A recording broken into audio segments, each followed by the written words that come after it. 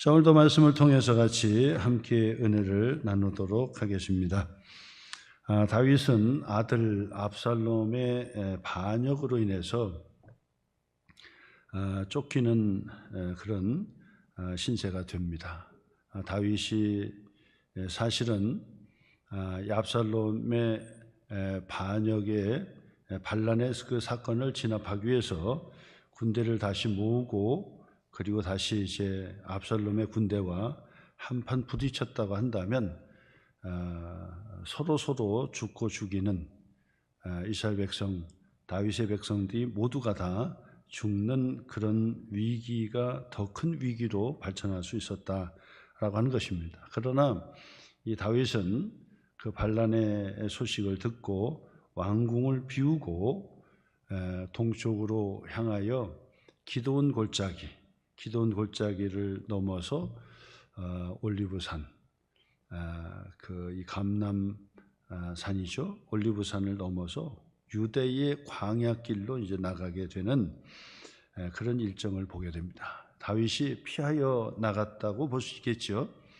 여러 가지 의미가 있습니다만은 지난주에 제가 말씀을 드렸습니다. 책임의 감당을 하는 다윗의 모습이었다. 맞서서 싸우지 않고 그가 왕궁을 비우고 피하는 바람에 잔인한 그런 위기에 더 큰 위기로 가지는 않았다. 그러나 마음속에는 하나님의 섭리하심을 믿는 신앙의 고백이 있었다라고 하는 것입니다. 지금 당장은 피하지만은 하나님께서 반드시 섭리 가운데 함께해 주신다. 하나님께서 섭리해 주시면 왕의 보좌로 다시 복귀할 수 있고, 하나님께서 섭리하지 아니하시면 내가 아무리 힘쓰고 애쓰고 용을 쓴다 하더라도 할 수가 없는 것이다 라는 하나님의 섭리의 신앙이 그 속에 있었기 때문에 모든 것을 맡겨두고 하나님께 맡겨두고 그리고 하나님 앞에 기도하면서 이 감람산을 넘어 유대의 광야길로 나가게 되었다라는 것입니다. 위기 때 우리는 어떻게 해야 되느냐, 위기 때 다윗의 모습이 무엇이었느냐라고 하는 것을 우리는 지난주에 말씀을 통해서 살펴봤습니다. 다윗이 위기 때 뭐 했다고요? 자기만 생각하지 않고 공동체를 사랑하고 지키려고 하는 책임의식을 발동했다라고 하는 것이 첫 번째고, 그리고 이 다윗이 위기에 처했을 때 이 사람을 만나게 되는 거죠. 좋은 사람을 만나서. 그래서 가드 사람 이때가 거느리는 600명의 그 이방인들이 예기치 않게 다윗을 쫓았다라고 얘기했습니다. 다윗은 그들을 향하여 너는 나그네들이고 블레셋 사람들인데 그냥 그 자리에 있어서 새로운 정권이 오면 손들어주고 압살롬에게 만세하면은 당신들은 피해도 없이 그냥 눌러서 그곳에서 편안하게 살 수 있는데 왜 굳이 이 도망치는 나를 쫓아오는가? 집으로 돌아가라 라고 그렇게 권면을 해줬습니다. 그런데 불구하고 그 이때가 600명을 거느리고 다윗에게 정말 믿음직한 충성을 보이지요. 당신이 어디를 가든지 살아계신 하나님과 왕 앞에서 맹세를 하겠습니다. 당신이 어디를 가든지 어떤 일을 하든지 내가 함께할 것입니다. 비록 이 망하는 그런 지경에 죽는 일이 있다 할지라도, 죽고 사는 일이 있더라도 항상 우리는 다윗을 떠나지 않고 함께할 것입니다 라는 그런 이야기를, 이런 고백을 하게 돼요.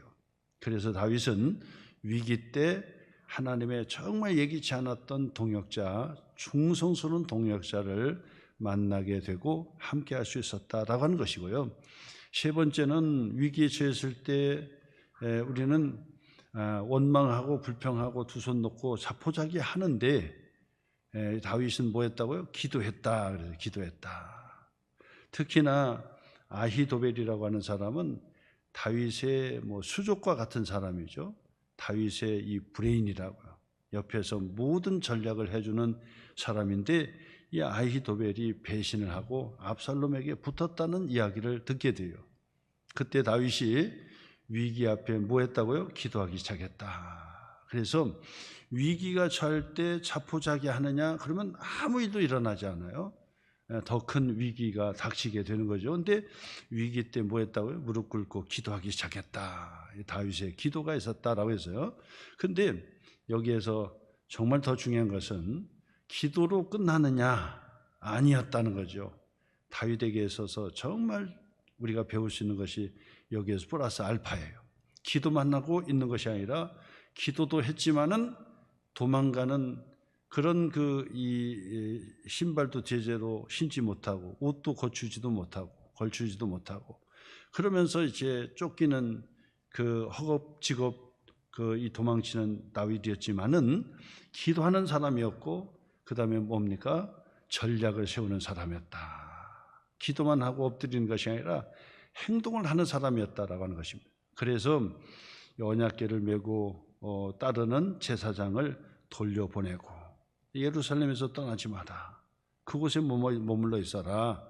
그렇게 얘기하고 그 다음에는 이 후세라고 하는 자기의 이 절친한 친구죠. 친구가 다윗에게 찾아와서 함께 하겠다. 그러니까 이 다윗이 후세에게 얘기합니다. 나와 함께 가지 말고 너는 압살롬에게 가라. 압살롬에게 가서 위장 이 배신을 얘기해라. 그 얘기는 뭐냐면 위장을 해서 압살롬의 편을 드는 것처럼 들어가라는 거예요. 그래서 이 후세를 압살롬의 바로 이 진영으로 집어넣게 돼요. 그리고 나서 모든 일이 있으면 비밀스러운 이야기가 있으면 그걸 가지고 제사장에게 얘기하고 제사장의 두 젊은 이 아들들의 제사장이 있으니까 그 제사장을 통해서 내게 보고하고 그리고 전략을 세우자. 이게 이제 나중에 이제 맞아 떨어졌던 거죠. 그래서 세 가지 위기 때 우리는 반드시 뭐 해야 된다? 자기만 생각하지 말고 반드시 책임의식을 가져야 된다. 어려울 때 뒷짐지고 어려울 때 나무라라 하면은 그거는 하나님의 복이 되지 못한다. 어려울 때일수록 책임 감당을 하는 사람이 되어야 된다. 두 번째로는 뭐죠? 어려울 때 진짜 동역자를 만나는 축복이 있다는 것을 말씀드렸고 세 번째로는 기도만 한 것이 아니라 기도와 함께 전략을 수립하는 사람이었다라고 하는 것이 세 번째 이 다윗이 위기에 직면했을 때 처신했던 세 가지 방법을 말씀드렸어요. 자, 그런데 오늘은 계속해서 이제 다윗이 압살롬의 그 반란에 의해서 쫓기는 신세가 되잖아요. 그 쫓겨서 가는 그 과정에 사람을 만나게 되는 거죠. 사람을 만나게 되는 거예요. 어떤 사람을 만나게 되느냐? 어려울 때 어떤 사람을 만나게 되느냐라고 하는데 오늘 성경 16장의 그 말씀에서는 시바를 만나게 된다 그래요. 시바를. 오늘 성경 1절과 2절 읽었지요. 다윗이 마루턱을 조금 지나니 무비보셋의 종 시바가 안장지은 두 나귀에 바리바리 음식을 싣고 다윗 앞에 나타났다 그 얘기예요. 자, 누가요? 시바가. 그럼 시바는 도대체 누구냐? 시바는 무비보셋의 종이었어요. 그럼 무비보셋은요? 바로 무비보셋은 요나단의 아들 왕자였어요. 사울 왕의 손자였고 요나단의 아들이었어요. 나중에 전쟁에 허겁지겁 어렸을 때 말에 지우다가 떨어뜨렸어요. 그래서 이 두 다리를 완전히 이 불구가 된 거예요. 두 다리를 쓰지 못하는 안진뱅이와 같은 그런 존재였어요. 나중에 할아버지도 죽고 아버지 요나단도 죽었어요. 나중에 어떻게 했습니까? 바로 무비보셋은 바로 이 사울 왕의 비서실장과 진배가 없죠. 근데 비서실장보다 더해요. 그 가정의 업무를 재산을 관리하는 집사와 같은 거예요. 그러니까 어찌 보면 사울 왕과 사울 왕하고 요나단의 이 가정사의 모든 재산과 모든 것을 다 맡아서 주관해 주는 그런 비서격이 되는데, 그거보다 더 높은 단계죠. 가족과 같은, 바로 이 사울 왕가의 가족과 같고, 그리고 재산 모든 것을 믿고 맡길 수 있고 관리해 주는 사람이 바로 시바였다라고 하는 것입니다. 바로 이 시바가 끝까지 이 무비보셋을 챙기고 그리고 그를 보호해 줬어요. 나중에 우리가 알다시피 이 다윗 왕이 왕권이 이제 안정이 되니까 여유가 생겼어요. 신하들에게 얘기합니다. 혹시 사울 왕에게 자손이 없더냐라고 묻고 찾았어요. 그랬더니 신하 중에 한 사람이 이야기합니다. 실은 사울 왕의 손자가 있고 베냐민의 아들이 지금 살아서 있습니다. 그런데 불구입니다. 그게 어디 있느냐? 그랬더니 로드발에 살고 있습니다. 로드발. 로드발에 살고 있습니다. 그랬어요. 그 로드발이 뭐냐? 그 앞에서도 배웠죠. 로드발은 히브리어로 드바르 그런 뜻이거든요. 로드바르. 로는 부정의 뜻이에요. 아니다는 뜻이고, 드바르 그 얘기는 아마 그 따바르 하면은 하나님의 말씀이거든요. 그리고 또 다른 의미로서 이 생명이나 뭐 식물이나 뭐 이런 것들도 해당이 되는 거예요. 자, 그러니까 뭐 식물이 나지 않는 곳입니다. 말씀이 없는 곳입니다. 생명력이 없는 곳입니다. 뭐 이런 거라고요. 그러니까 로드발이라고 하는 그 지역은 아주 범죄의 그런 집단, 그런 지역입니다. 우범지대라고 볼 수 있어요. 그러니까 인생에 있어서 완전히 모든 것이 이제 다 망하고 그냥 아무것도 없는 사람, 희망을 가질 수 없는 사람들이 모여서 그냥 죽기만 기다리는 그런 그 황폐한 곳이 로드발이거든요.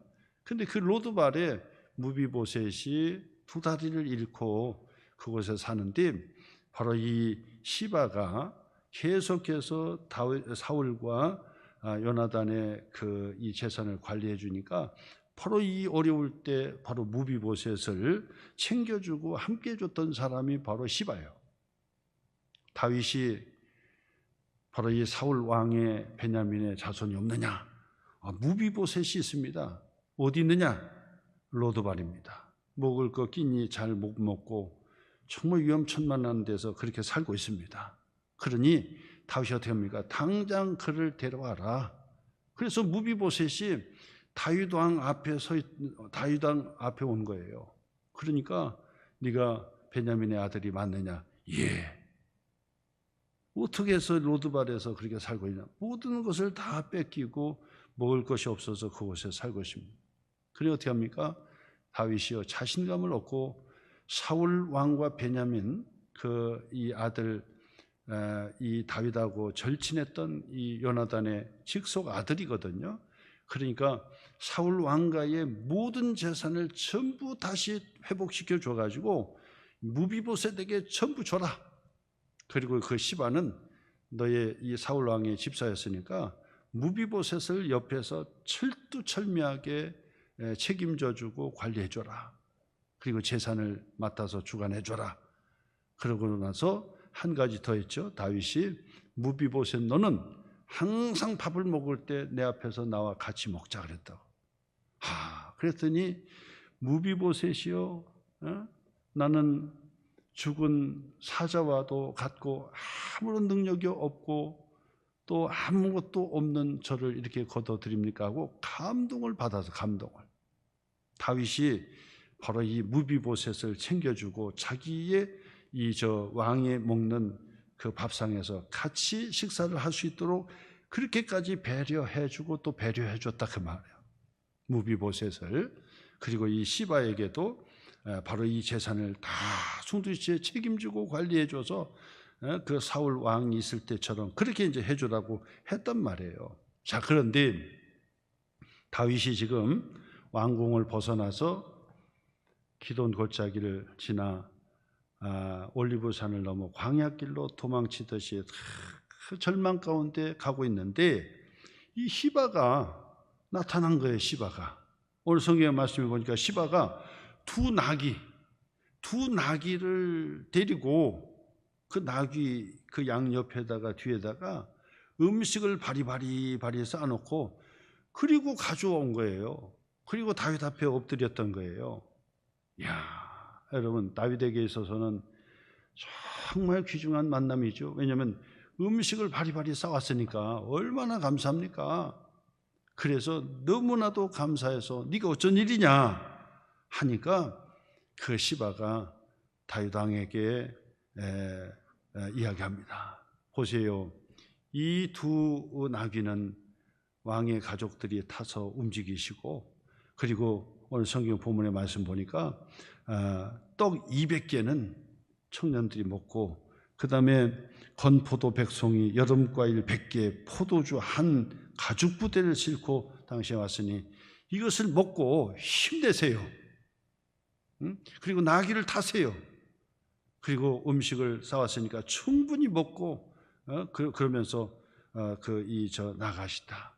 나는 당신의 편이 되겠습니다. 하고 이 시바가 왕에게 왔더라 그 말이에요. 다윗에게 찾아왔습니다. 위기 때 정말 좋은 사람을 만난 것이다 라고 생각할 수가 있습니다. 자, 그런데 이 시바가 도대체 누구냐? 이 시바는 위기의 순간에 아주 얌체짓을 한 사람이 시바예요.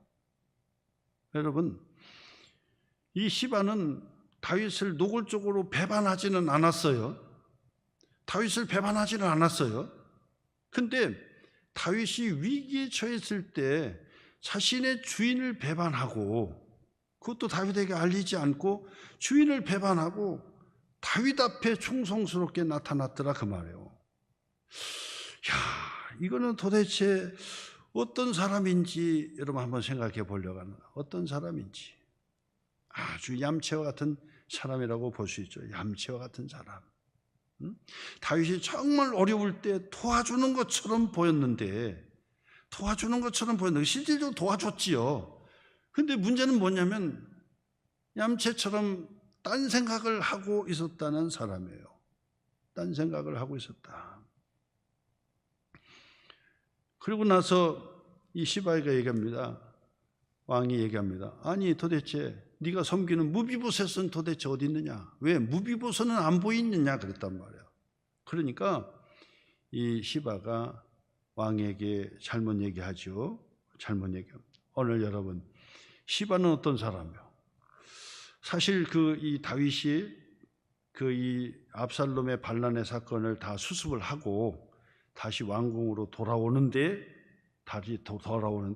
무비보셋을 만나게 되는 거예요. 무비보셋을. 그러면서 너는 왜 나를 따르지 않았느냐? 내가 너에게 많은 호의를 베풀어 줬는데 너는 왜 나를 따르지 않았느냐? 라고 묻게 돼요. 그랬더니 이 무비보셋이 다윗 왕에게 뭐라고 얘기합니까? 나는 왕에게 따라가려고, 내가 다윗 왕 당신에게 은혜를 많이 입었지 않습니까? 그래서 당신을 따라가려고 나귀를 지금 준비해라. 그리고 내가 나귀에 올라타서 다윗에게로 가자 하고 시바에게 나귀를 준비하라고 했다는 거예요. 그럼 자기 스스로가 나귀에 올라탈 수가 없잖아요.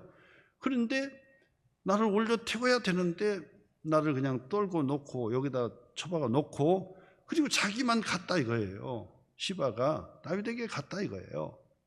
그러면서 이야기하기를 저 시바는 나를 속이고 왕께 나를 모함했습니다. 그래서 모함했다고. 모함했다는 얘기가 뭡니까? 나쁜 꾀를 써서 죄 없는 사람을 죄에 빠뜨리거나 해치는 행동이 바로 모함이라고요. 그냥 멀쩡한 사람을 그냥 모함해가지고 죄에 빠뜨리는 거예요. 참 무서운 사람이죠. 그러니까 이 시바와 같은 사람은 참 약삭 빠른 사람이고 아주 무서운 사람 중에 한 사람이 바로 이 사람. 차라리 배반하고 배신하고 갔다 하면 괜찮은데 배신은 안 했는데 배신을 안 했는데 자기의 주인을 배신하고 다윗 왕에게 왔는데 그것도 신실하지 못한 것이었다는 거예요. 마치 이런 사람이죠. 집이 불났어요. 그래가지고 팔을 동동 굴르면서 난리가 났습니다. 그래서 불탄 집에서 그래도 아까운 세간이라도 하나라도 건지려고 막 불길로 뛰어 들어가가지고 밥솥도 갖다가 놓고 또 이 불길이 타오르기 전에 막 뛰어 들어가가지고 이 접시 좋은 것도 갖다가 밖에 놓고 그리고 막 뭣도 갖다 놓고 해가지고 전자제품도 갖다 놓고 그래서 불이 다 타가서 없어지는 판국에 그래도 막 그냥 불길로 들어가가지고 세간살이 하나라도 건져서 밖으로 막 꺼내놨단 말이에요. 꺼내놨는데 그 불구경하면서 안타깝게 생각하고 도와주지는 못하는데 세간살이를 가지고 지집으로 가는 거예요. 여러분, 이게 도대체 어떤 사람이에요? 이야, 얌체와 같은 사람 아닙니까? 얌체짓 하는 사람이에요. 다른 사람은 지금 어렵고 힘든 환경 속에 있는데 그것을 세간살이 하나도 건지려고 하는데 그걸 가지고 도둑질해 가는 거예요. 얌체와 같은 사람이죠. 시바가 바로 그런 소리예요. 다윗에게는 정말 마음이 쏙 드는 짓을 했을런지 몰라도 아니 무비보셋 자기가 평생 섬기는 다윗의 이 집사로 섬겼던 무비보셋 두 다리를 잃고 혼자 활동할 수 없던 무비보셋을 그냥 내팽개치고 다윗에게 충성하는 것처럼 다윗에게 찾아왔더라 그 말이에요. 위기에 처했을 때 우리를 돕는 사람을 잘 살피는 것이 중요하다는 것을 우리에게 가르쳐 주는 거예요. 우리를 그 살피는 사람을 잘 살펴야 된다. 더군다나 위기 때 있잖아요. 위기 때는 정말 옆에서 조금만 도와줘도 얼마나 힘이 납니까? 근데 옆에서 조금 도와주는 것 같은데 이상하다. 어렵고 막 힘든 상황에서 막 어떻게 하는데 거기서 실속을 챙기려고 옆에서 살살 들어붙는 사람이 있더라 그 말이에요. 도와주는 것처럼 보이는데 결국 그 사람도 수렁에 빠뜨리게 만드는 사람이 있어요. 그 사람이 바로 시바예요. 다윗에게는 정말 얼마나 큰 위로가 됐겠습니까? 그런데 이런 사람을 다윗이 측근으로 계속 둔다고 생각해 보세요. 나중에는 다윗도 버리는 사람이요. 또 다른 이익이 있으면 또다시 배신하는 사람이거든요. 이런 사람을 조심해야 돼요. 위기 때 특히나 도와주겠다고 가까이 오는 사람 다 믿을 수가 없다는 사실 우리에게 가르쳐주는 아주 중요한 얘기죠. 그 다음에요. 두 번째로는 이 시바가 어떤 사람이냐 계속 연결되어서 말씀을 드리는데 다윗의 판단을 흐리게 만드는 사람이었죠. 결정적인 사건이었던 거예요. 다윗의 판단을 흐리게 만들었어요. 왜냐하면 나귀 두 마리를 데리고 왕에게 주고 떡과 과일은 청년들이 먹게 하고 포도주는 뒤에서 피곤한 자들에게 마시게 하고 그러면서 이 다윗에게 모든 음식으로 다 제공하니까 얼마나 좋았어요. 근데 중요한 건 뭐냐면 3절에서 무비보셋을 물어보잖아요. 무비보셋을. 그러니까 무비보셋이 어디 있다고 그래요? 무비보셋은요 예루살렘에 있는데 거짓말로 얘기하는 거예요.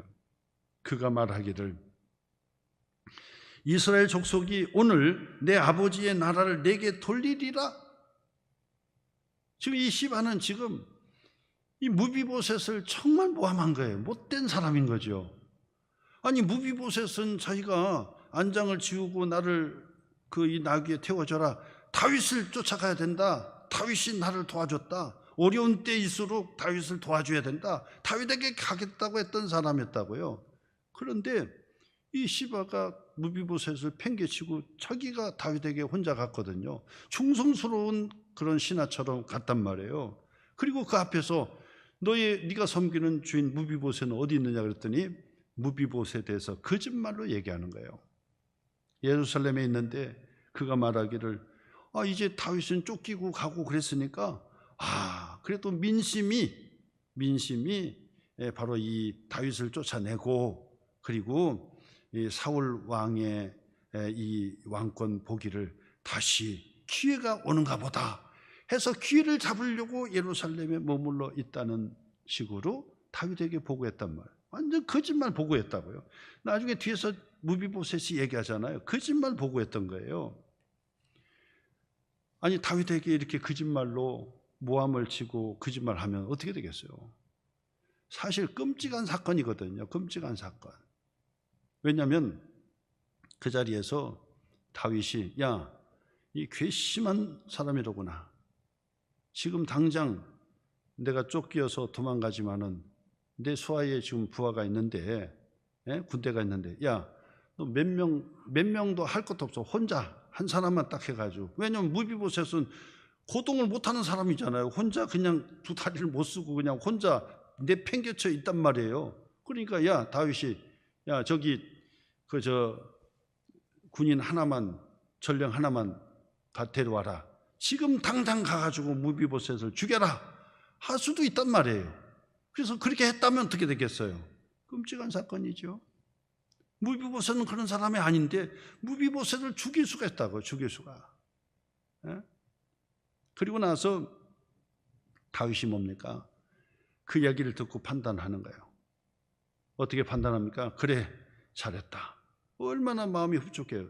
지금 이 시바의 충성스러운 그 모습으로 지금 이 다윗은 지금 이 판단이 흐려졌단 말이에요. 근데 판단이 흐려졌는데 거기에서 어떻게 명령하냐면 내가 무비보셋을 위해서 다윗 왕의 모든 재산과 토지와 모든 것을 다 무비보셋에게 줬는데 이제는 그 모든 재산을 시바 내게 준다 하고 시바에게 모든 재산을 몰아줬다라고 한 얘기예요.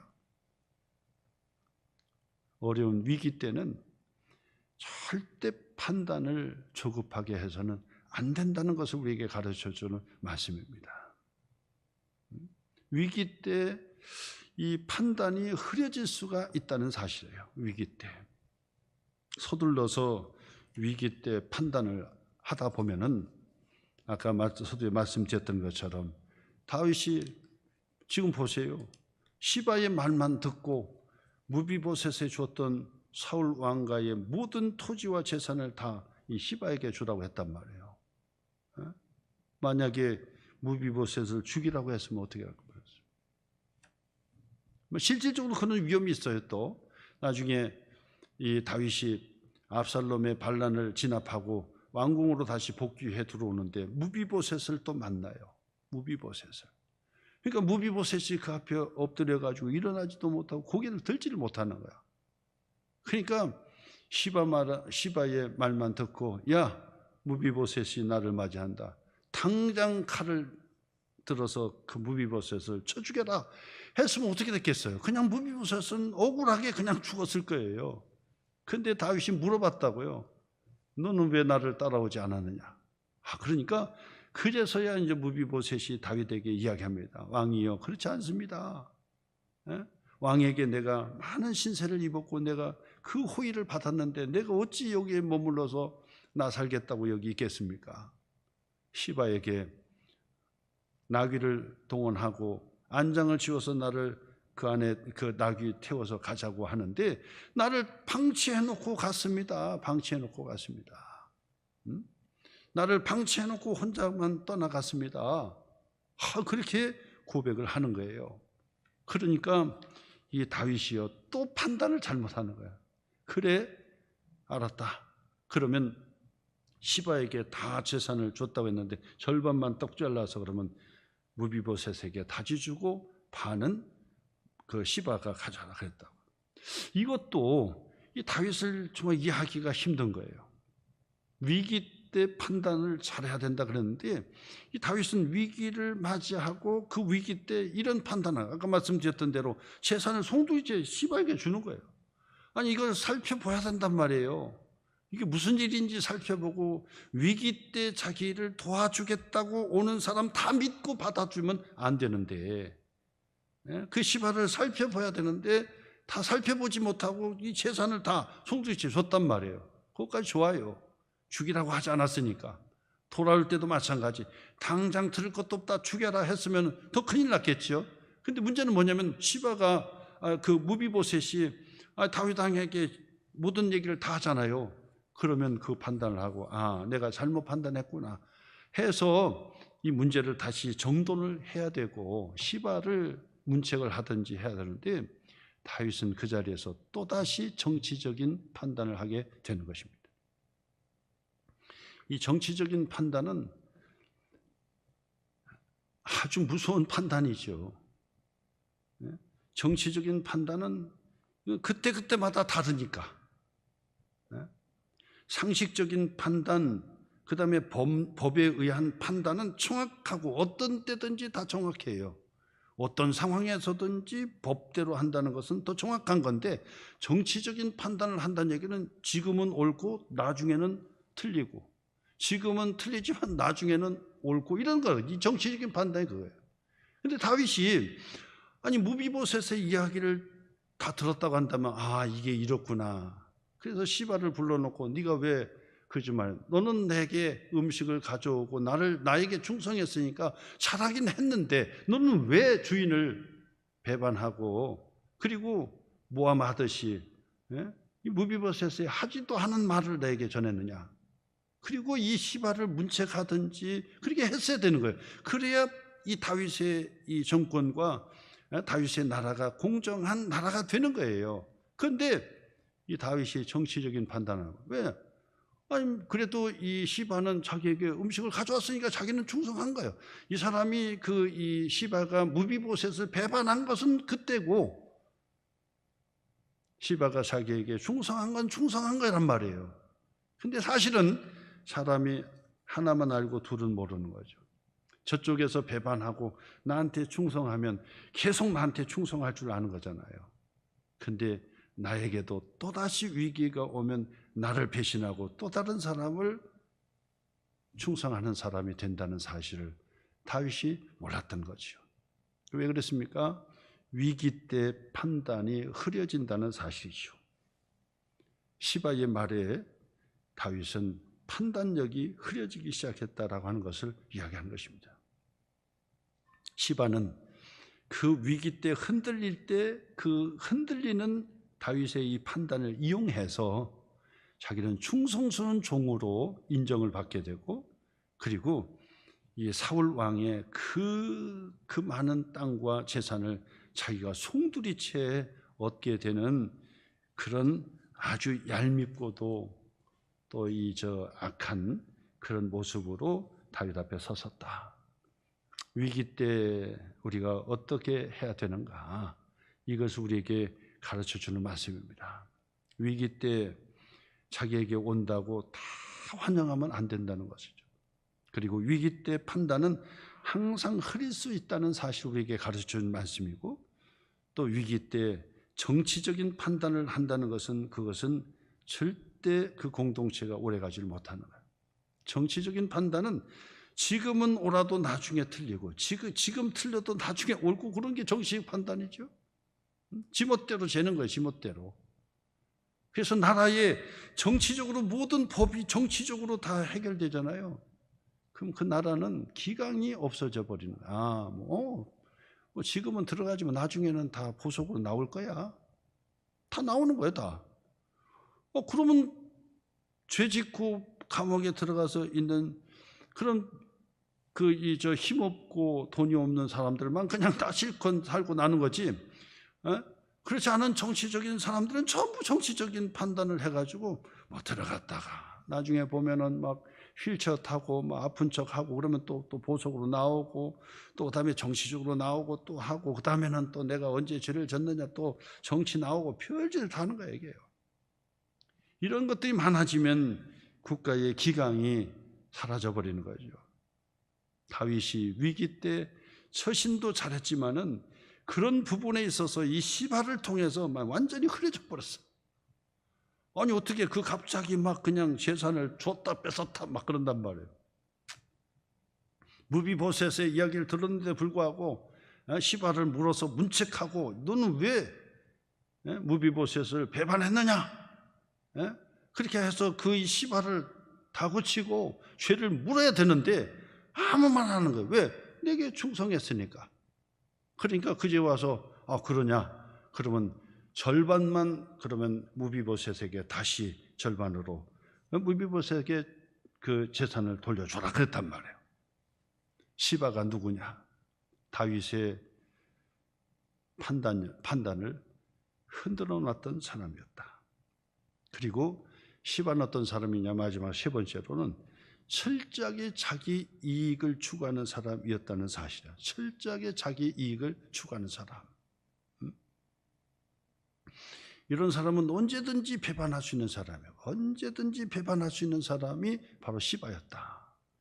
자기 이득에 따라서 계속 가니까요. 이쪽에서 이득이 있으면 이쪽 가고, 또 저쪽에 이득이 있으면 배신하고 이쪽 가고, 여기서도 또 이득이 저쪽 있으면 저쪽 가고 배신하고 이런단 말이에요. 오늘 4절의 말씀을 보겠습니다. 왕이 시바에게 이르되 무비보셋에게 있는 것이니 다 내 것이니라 하니라. 시바가 이르되 내가 절하나이다. 내 주 왕이여 내가 왕 앞에 은혜를 입게 하옵소서 그랬어요. 하루아침에 이 시바는요 다윗의 판단을 완전 흐리게 만들어 놓고 결국은 이 사울 왕의 모든 이 땅과 재산을 자기가 차지하는 그런 사람이 된 거예요. 얼마나 얌체고 그리고 얼마나 못된 사람인지 그렇게 가져간 거예요. 그리고 나서 나중에 이제 다윗이 압살롬을 이 반란을 다 진압을 하고 그리고 나서 무비보셋을 만났다 그랬잖아요. 19장 가서 보세요. 19장 28절.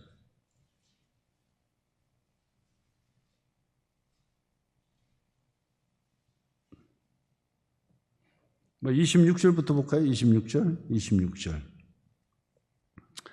무비보셋이여 내가 어찌하여 나와 함께 가지 아니했느냐? 그러니까 무비보셋이 대답합니다. 26절 대답하되 내 주 왕이여 왕의 종인 나는 다리를 절므로 내 나귀의 안장을 지워 그 위에 타고 왕과 함께 가려 하였으더니 내 종 시바가 나를 속이고 27절 종인 나를 내 주 왕께 모함하였나이다. 내 주 왕께서는 하나님의 사자와 같으시니 왕의 직분대로 처분대로 하옵소서. 어쩔 수 없지 않습니까? 내 마음은 이랬는데 그가 나를 모함하고 다윗에게 충성스러운 종처럼 나갔습니다. 그러니 이제 와서 내가 무슨 변명하겠습니까? 왕이 지혜로우니 지혜롭게 저를 처분해 주세요. 그런다고요. 그리고 28절 내 아버지의 온 집이 내 주 왕 앞에서는 다만 죽을 사람이 되지 아니하였나이까. 그러나 종을 왕의 상에서 음식 먹는 자 가운데 두셨사오니 내게 아직 무슨 공의가 있어서 다시 왕께 부르짖을 수 있사오리까 하니라. 다윗 왕이 나에게 이렇게 호의를 베풀어 주어서 왕의 밥상에 같이 앉아서 식사할 수 있도록 그렇게 나를 잘해 줬는데 이제 와서 이제는 내가 사실대로 얘기하지만은 이제 와서는 또다시 왕에게 전에같이 나를 해주세요. 내 얘기할 수 없나이다. 그러니까 29절이요. 29절 표시 한번 해보세요. 왕이 다윗이죠. 그에게 이르되 이게 정치적인 판단이었다는 거예요. 내가 어찌하여 또 내 일을 말하느냐. 내가 이르노니 너는 시바와 밭을 나누라. 시바와 재산을 둘로 나누라는 거예요. 이 표시해보세요. 이게 다윗에게 있어서 결정적으로 또 이 판단이 흐려졌던 이 판결 중에 하나죠. 아니 어떻게 이렇게 할 수 있어요? 시바를 불러놓고 뭐 따지고 뭔가 혼내주고 그래야 되는데 정치적으로 전반 나눠서 그래? 그 시바도 음식을 싸고 나께 왔으니까 절반은 그에게 가고 절반은 무비보셋 당신에게 다시 돌려주겠습니다 하고 무비보셋에게 재산을 돌려줬단 말이에요. 그랬더니 30절 보세요.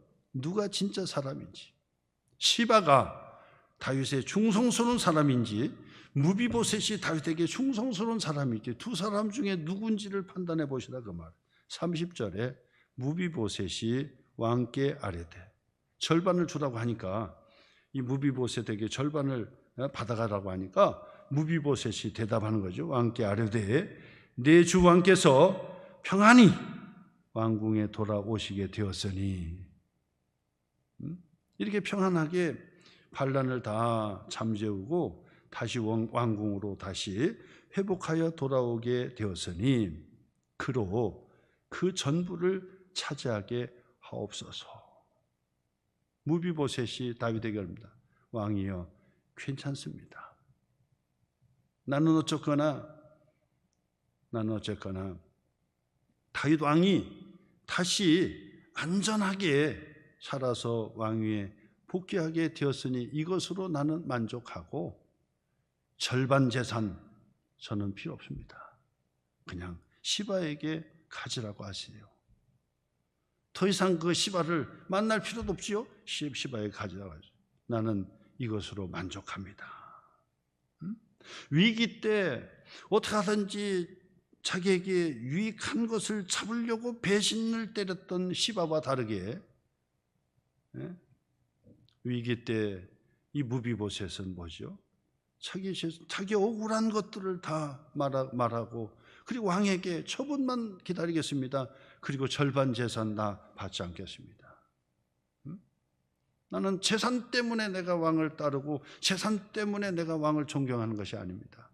그러니 이 절반의 재산도 다 시바에게 가지라고 하세요. 나는 없어도 상관없습니다. 위기 때 진짜 하나님의 충성스러운 사람을 만나게 되는 사건이 바로 이 말씀이죠.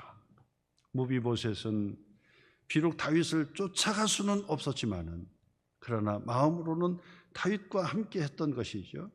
다윗 왕에게 이 무비보셋이 고백합니다. 나를 내박쳐두고 시바는 자기만 떠났는데 나는 그때부터 발을 씻지 않았습니다. 옷을 갈아입지 않았습니다. 목욕지기 하지도 않았습니다.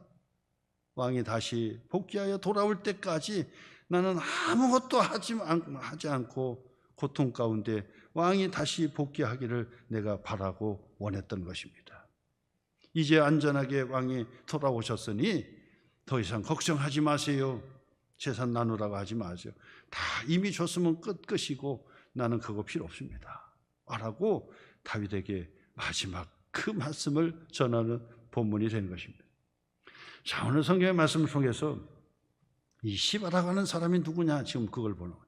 시바라고 하는 사람은 위기 때 돕는 척한 사람이라는 거예요. 조심하라는 거죠.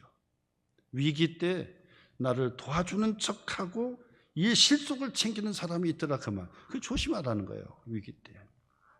그리고 위기 때 다른 사람을 모함하고 이 다윗의 판단을 흐리게 만들었단 말이에요. 위기 때 더 신중하게 판단해야 된다는 것을 가르쳐주는 거예요. 위기 때 이야기 들어보고 저 얘기 들어보고 판단을 잘 해야지 한쪽 말만 들어보고 야 무비보셋 죽여라. 만약에 그렇게 했다면 재산을 사울에게 준 재산 다 시바 네가 가져라 이렇게 얘기했는데 만약에 한 사람을 시켜가지고 야 가서 무비보셋 당장 죽여라 했다면 어떻게 되겠어요? 그게 어떻게 됐겠어요? 끔찍한 사건이 일어나죠. 다시 돌아와서도 무비보셋이 그 앞에 엎드리니까 야 당장 죽여라 했더라면 어떻게 될 뻔했겠어요? 위기 때 더 신중하게 판단을 잘해야 된다는 것을 우리에게 가르쳐주는 것입니다. 그리고 위기 때 자기의 유익만 챙기려고 하는 그 사람은 반드시 배신하게 돼 있다는 거예요. 지금 당장 내게 유익한 점을 쫓아가려고 하다 보니까 무비보셋을 배반하잖아요. 그러면 다윗은 그래, 야 그래도 너는 내게 나귀를 가져왔고 음식을 가져왔어. 너는 나에게 충성했어. 나중에 또 다른 사람이 다윗보다 더 유력한 지도자가 나타나가지고 그쪽으로 간다면 어떻게 되겠어요? 영락없이 무비보셋을 버렸던 것처럼 영락없이 다윗도 버리고 배신하고 도망간 사람이라 그 말이에요. 자기만을 자기 유익만을 쫓아서 행하는 사람은 바로 시바 같은 사람, 위험한 사람이에요. 그런 사람을 우리는 잘 보셔야 된다는 거예요. 위기 때 하나님의 충성스러운 사람을 볼 수가 있고, 위기 때 하나님께서 함께 주시는 볼 수 있고, 그 위기 때 더 지혜롭고 판단력도 반듯하게 해서 하나님의 기쁨이 되는 그런 성도, 그런 가정, 그런 교회가 되어야 한다 하는 것을 우리에게 가르쳐주는 말씀이 된 것입니다. 오늘도 여러분 한 주간도 위기 때마다 이걸 생각하시고, 위기 때마다 반드시 지혜롭게 판단하셔서 하나님의 기쁨이 되기를 주님의 이름으로 축원합니다.